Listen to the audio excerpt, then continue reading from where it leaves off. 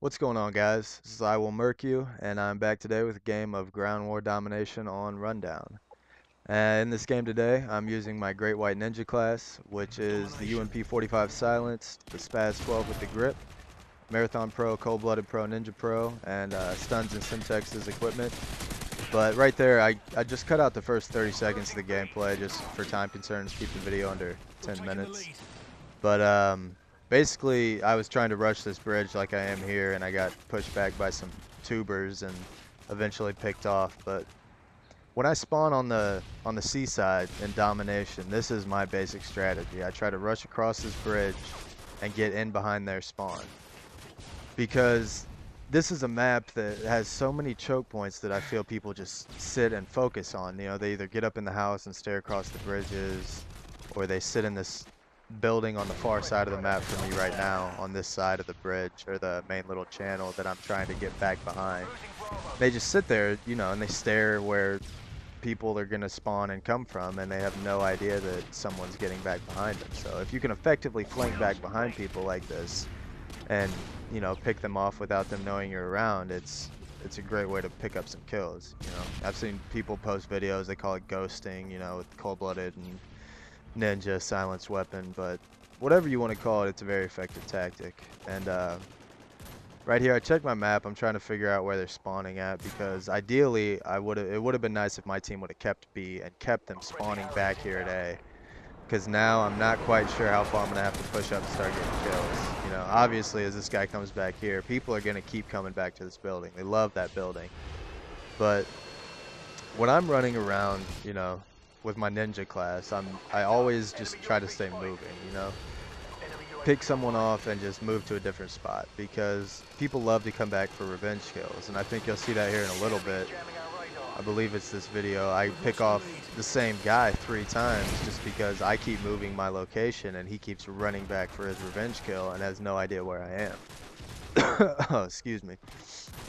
But it can be a very effective tactic, and Cold-Blooded Pro is amazing in that, you know, a lot of people rely on that little auto aim feature. You know, you can see the little red crosshairs in the name pop up if you aim at someone, and with Cold-Blooded Pro you can lay down in some bushes prone and no one's even going to know you're there. But either way, no one really seems to know I'm back here. You know, they're just pushing forward, focusing on other choke points, and our UAV comes up here, so I lay down, take a look at where people are at, and I see there's some dots, you know, coming my way. My guys are kind of pushing toward A. As you hear there, we're securing A, so you know some guys are gonna start pushing back this way. And I picked that guy off right there. Remember that name, because I think that's the first of 3 in a row I get on this guy, which he basically gets me to my Harriers. And I hear these guys back behind me, so I'm trying to figure out if they're gonna flank around behind me or run this way. And there he jumps right in front of me again for the 2nd kill on him. It might be 4 in a row. And then I change location. I hear them coming back across the bridge up above me. And he jumps down here to my left in a second.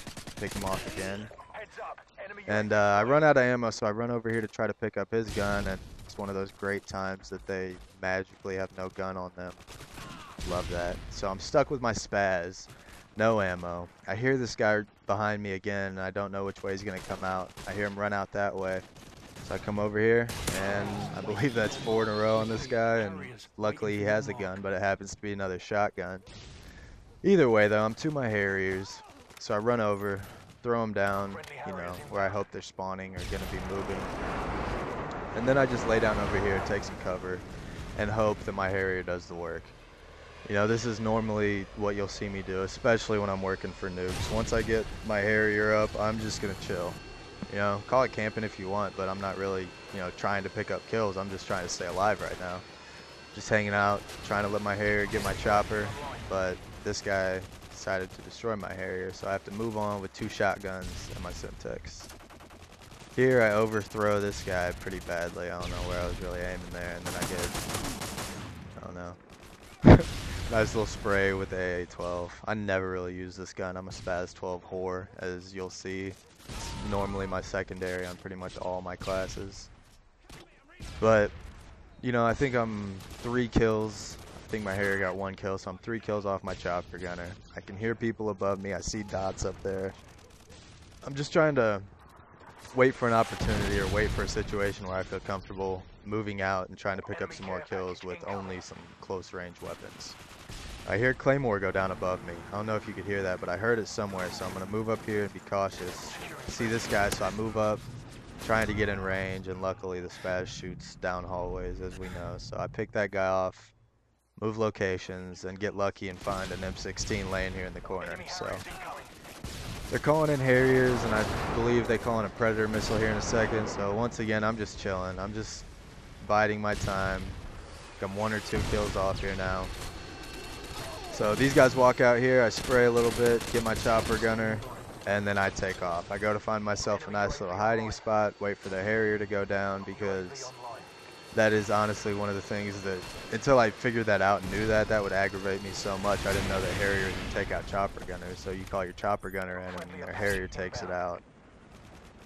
Had me a little pissed off, but anyway, I get my chopper up and I believe it gets me to my nuke. Even though there's like 4 guys camping in this building over here, there's enough that I keep killing to keep spawning to get me the 14 kills I need to get the nuke. But I don't know. I don't know why more people don't run Stinger missile classes. I mean, these guys could have easily taken me out.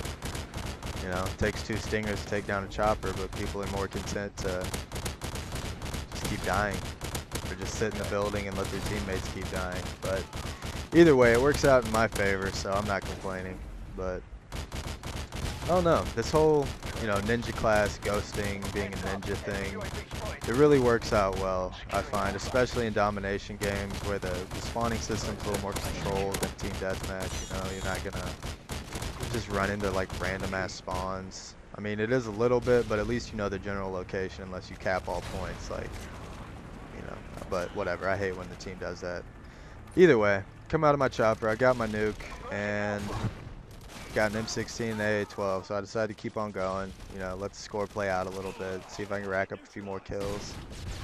And I don't know, that's something I normally try to do. You know, it is a little aggravating when you're playing a game and someone gets a nuke and calls it in really early. You know, I know the game only has, what, 40 points left for them to win, but still it's a little early, so I like to let it ride out. Kind of fail on that guy, takes 3 bursts from the M16, I guess. I don't know, I don't use M16 ever, I guess, on this game, but either way, I'm just rummaging around, trying to find a few more kills. There's a fail nuke too, and then some dude gets me in the back, but I don't know. I find this tactic that I used on this map to be very effective too, as I explained earlier. I mean, if your team can hold C and B and you spawn trap them on the A side of the map, people will generally funnel to the far side of the map that I'm on now, the opposite, like to the right of me, that far bridge. I fail on this guy too, and he just owns me right here. That was awful. Awful.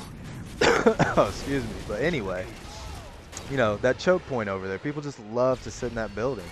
So if you guys have C and B and you can flank around behind them, like I've got I don't know, I had a game where I was honestly just moving back and forth from the corner of that big estate in the back to that other little building in the corner and just picking people off on top of that little building I'm talking about over there.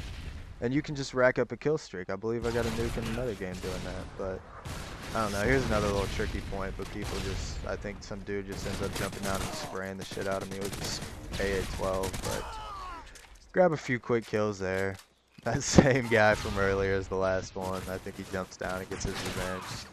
Yeah, he's probably pissed off. I killed him like 5 or 6 times, but game's winding down here, so I'm gonna let him get a few more points. Try to pick up a few more lucky kills, chuck Simtex, whatever, but I don't know. The game's winding down. I hope you guys like this. You know, you can take a little bit from, I don't know, what I've given you. Try out the class. If you haven't tried out something like this, it can be a lot of fun, especially in the bigger games where people get sidetracked easily and you can lose track of one person easily. It's a nice class to use, but either way, I'll be back with more soon, so I hope you guys enjoyed this. Later.